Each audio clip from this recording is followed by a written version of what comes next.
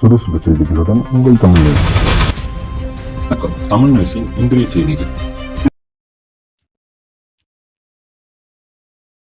வணக்கம். தமிழ் நியூஸ் சேனலுக்காக செய்தி வாசிப்பவர் உதயகுமார்.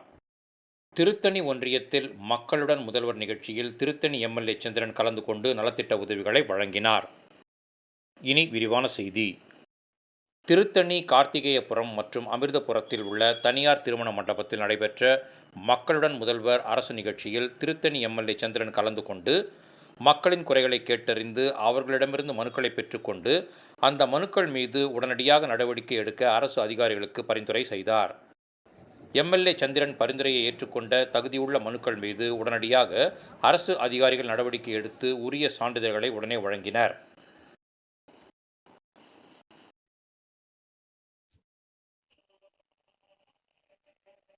நிகழ்ச்சியில் திமுக திருத்தணி ஒன்றிய செயலாளர்கள் ஆர்த்தி ரவி, கிருஷ்ணன், திருத்தணி ஊராட்சி ஒன்றிய ஆணையர் சாந்தி, வட்டார வளர்ச்சி அலுவலர் சந்தானம், திருத்தணி மின்வாரிய உதவி இயக்குனர் ஆறுமுகம், பொறியாளர்கள் விஜயலட்சுமி, வருண், விஜயன், வருவாய் மேற்பார்வையாளர்கள் நிக்சன், ஆதி திராவிட நலத்துறை சார்பில் வார்டன் பிரேம், கார்த்திகாபுரம் பஞ்சாயத்து தலைவர் சந்திரா குப்பன் உட்பட அதிகாரிகள், பொதுமக்கள் இந்நிகழ்ச்சியில் கலந்து கொண்டனர்.